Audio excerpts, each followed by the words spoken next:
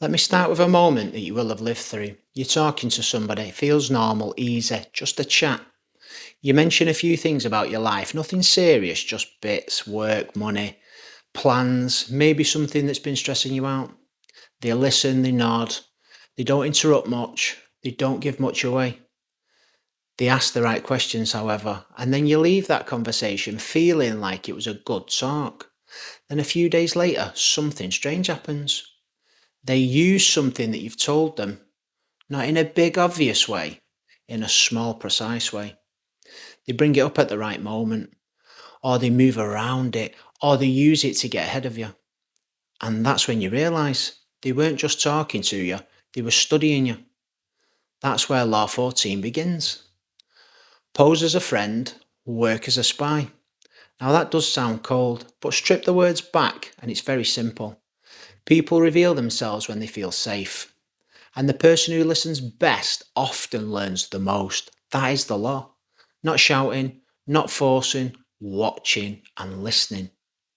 Taking in what people give away for free. Because here's the truth, most people talk too much. They give away the plans, the fears, the habits, the weak spots. And they do it because the other person feels friendly. They feel safe. It feels like nothing's at risk.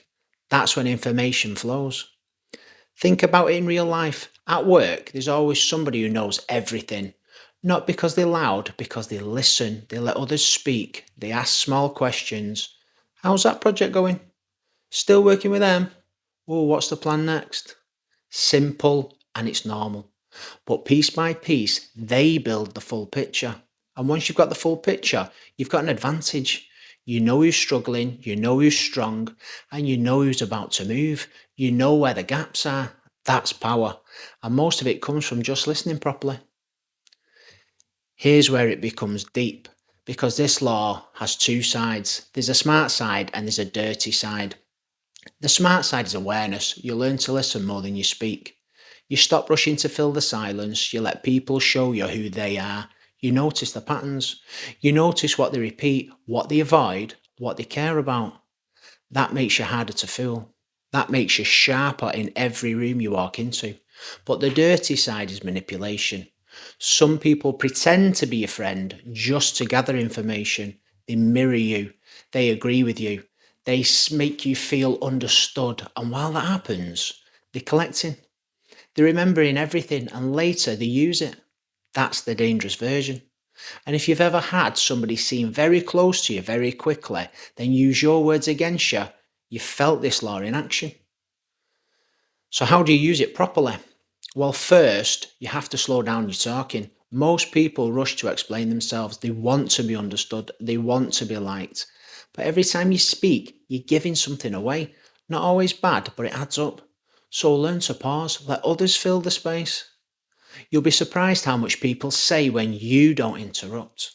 Second, you ask simple questions, not deep, intense ones, just normal ones. Oh, what are you working on? How's that going? What's next for you? And then you listen. Don't jump in with your story, just listen.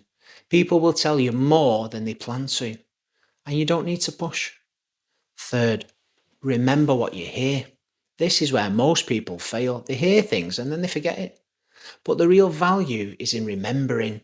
It's the patterns, the details, the small comments, because later those details help you understand people properly. Here's the other side, and you must know this. How do you know when this is being used on you? Watch for somebody who asks a lot but shares very little. That's the first sign. They keep the focus on you. They nod, they agree. They encourage you to speak, but they don't give much back. The second sign is they move close very quickly. They act like they understand you deeply. They mirror your opinions. They seem very aligned, but it feels a bit too smooth, a bit too perfect. So you'll know it. The third sign is they remember everything you say, even the little things that you barely notice saying. That can feel impressive, but it can also mean that they're collecting. So what should you do with that? Well, first of all, don't panic. Don't shut down. Just become more aware. Choose what you share. Keep some things to yourself. Don't hand over everything just because the conversation feels easy. Because easy conversations can still have purpose behind them. Now, you must know this. It's not about spying, it's about control. Control of information, control of what you give, control of what you take in. Because the person who knows more than they reveal always has the edge. And the one who reveals everything too quickly loses it. So the balance is simple. Be open enough to connect, but private enough to stay in control. Listen more than you speak. Notice more than you react.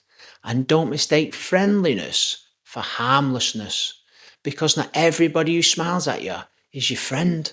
Some of them are watching, some of them are learning, and some are waiting. And that's not something to fear, it's something to understand. Because once you understand it, you will move differently. You'll stop oversharing, you'll stop rushing, and you do become more aware of the room, more aware of people, more aware of yourself. And that alone changes everything. I'm going to give you this now in a short, simple takeaway. When you talk, you give. When you listen, you gain. Now use that wisely. And when somebody listens very closely to you, don't just enjoy the attention. Ask yourself why. That question will keep you sharp. And that's it. That's Law 14. Not just pretending, not just spying. Understanding that information is power and knowing exactly when to speak and when to stay quiet. Now you think about that and remember that. You take care and stay blessed. This is the way. Namaste.